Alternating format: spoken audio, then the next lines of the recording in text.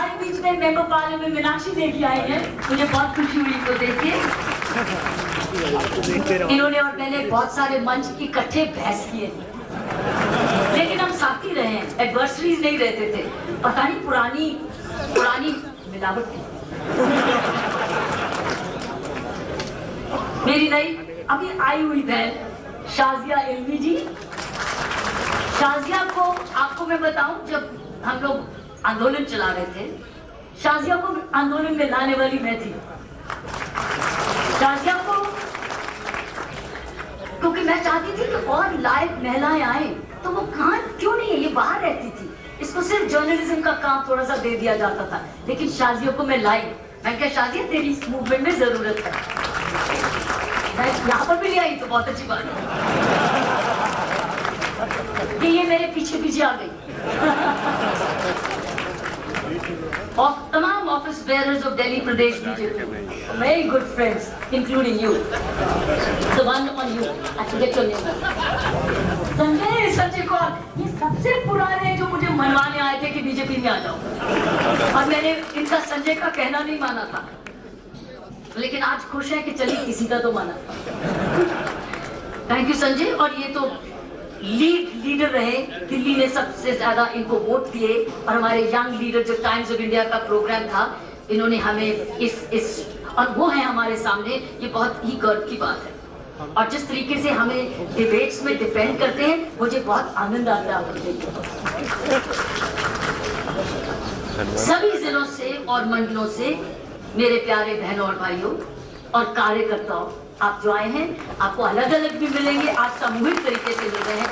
सभी जिलों से और मंडलों से जो सारे कार्यकर्ता आए हैं, और मेरे कार्यकर्ता भी आए हैं, हमारे कार्यकर्ता भी आए हैं, वो है नवज्योति और इंडिया विजन फाउंडेशन के भी, वो भी आपके साथ जुड़ गए हैं, जो सारी गरीबों के लिए काम करते हैं, झुग्गी झोंपड़ियों में काम करते हैं, भवाना में काम करते हैं, कराला में, मजली में काम करते हैं, नजफगढ़ में करते हैं, नांगलोई में करते हैं, हरियाणा के गाँव में करते हैं, वो भी हमारे बीच में। देखो मेरी भैंस, मेरी टीम करी है।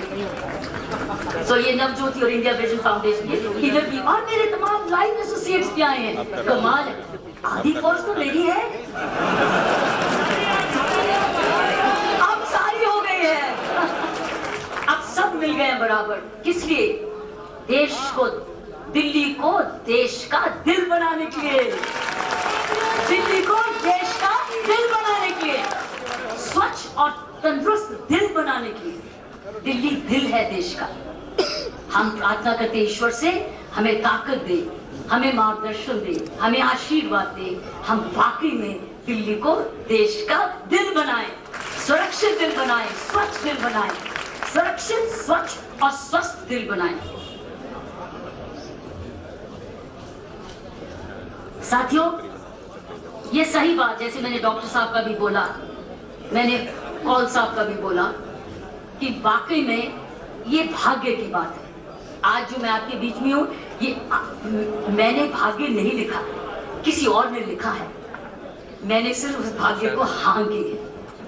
ये भाग्य की बात है जिसको स्वीकार किया है, और बड़ी खुशी से स्वीकार किया। आपने मुझे, बीजेपी ने इतनी बढ़िया पार्टी, राष्ट्र पार्टी, जो देश के लिए अर्पित है, जो देश को जोड़ रखी है, आज से नहीं कई सालों से देश को जोड़ के रखा है, तमाम जनता को जोड़ के रखा है, किसी न किसी रूप में, बहुत कुर्बानियों से।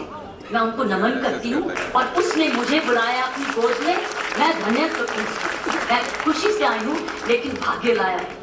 क्योंकि पहले मैंने क्यों नहीं डॉक्टर हर्षवर्धन का कहना माना, या कौल साहब का कहना माना, ये समय की बात है। लेकिन फाइनली जब भाग्य आता है तो चॉइस ये मिक्स्ड होती है कि आप हाँ कहते हो। फिर मैं अपने आप से पूछती हूँ, हाँ किसने कराई?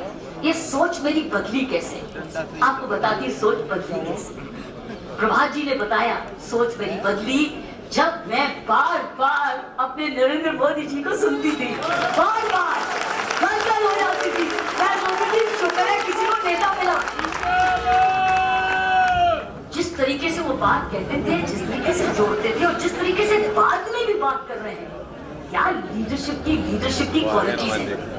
आज उसने मुझे इंस्पायर किया, कि यही तो लीडरशिप क्वालिटीज थोड़ी सी मेरे में भी थी, यही तो थी, तो वही तो है। लेकिन वो राष्ट्र पे है, मैं एक जेल में चलाती थी वही लीडरशिप क्वालिटीज, मैं एक थाने में चलाती थी, मैं दिल्ली पुलिस में चलाती थी, या मैं यूनाइटेड नेशन में चलाती थी, मैं एक छोटे जिले में सुच्चे तरीके से चलाती थी। लेकिन इस रूप में जो एक 1.2 बिलियन देश के लोग वासियों को मार्गदर्शन दे रहा हूँ, ये है असली लीडरशिप। और मैं लीडरशिप पर बहुत पढ़ती हूँ, लीडरशिप पर लिखती हूँ, लीडरशिप को बोलती भी हूँ।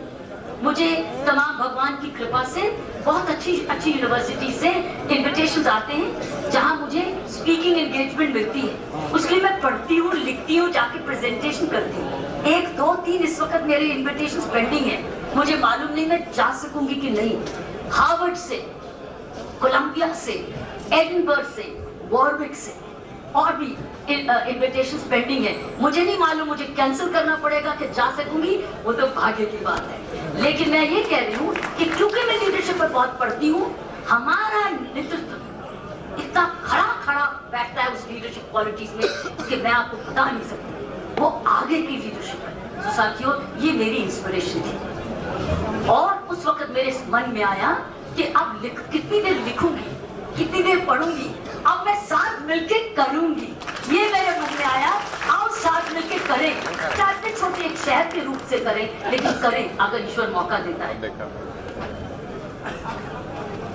अब हमने कहाँ जाना है, आज हम मिले क्यों हैं, आगे दिल्ली को हमने क्या दृश्य देना है। प्रभात जी ने जैसे कहा, मेरा एक सपना है। साथियों, ये परिवर्तन का दिन है, ये जबरदस्त परिवर्तन दिन है, ये चेंज मेकिंग डे है, ये ऑल्टरनेटिंग डे, एक न्यू डे कि हम अपने देश को, क्योंकि जो दिल्ली देश का दिल है, अगर दिल तंदुरुस्त हो, शीशे से बढ़िया हो, सारे देश को फायदा होता है, सारे देश को फायदा होता है। लेकिन दिल्ली बीमार हो, दिल्ली अनस्टेबल हो, दिल्ली इनस्टेबल, दिल्ली में कन्फ्रंटेशन हो, दिल्ली में पीस ना हो, ना इकोनॉमिक डेवलपमेंट होगी, ना सारे देश का जो नाम ऊपर जाना चाहिए वो भी होता है। हमने पिछले 1 साल बहुत कुछ खोया है, बैंक्रप्सी ऑफ गवर्नेंस हो गई, क्योंकि एक इलेक्टेड गवर्नमेंट नहीं थी। ब्यूरोक्रेट से लिमिटेड तरीके से सरकार चलती है, ब्यूरोक्रेट से चलती है, मैं ये नहीं कहती नहीं चलती, लेकिन उसकी अपनी लिमिटेशन होती है। जो इलेक्टेड रिप्रेजेंटेटिव्स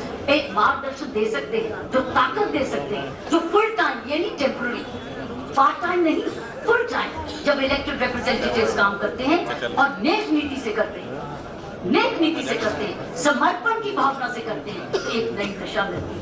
आज एक सोशल रेवोल्यूशन के लिए कटे, आओ क्या हाथ बटाओगे, एक सामाजिक रेवोल्यूशन के लिए बताओगे, हाथ खड़ा करो जो बताएंगे।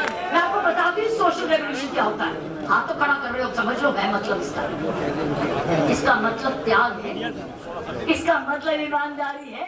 पहला सबक तो सीख लिया जी भारत की राजनीति का, कुछ भी हो जाए इस्तीफा मत दो। माता जी करिए, बिल्कुल ठीक है, कुछ भी हो जाए इस्तीफा मत दो, जनता नाराज हो जाती है। नहीं तो गलत तो नहीं कह रहा जी।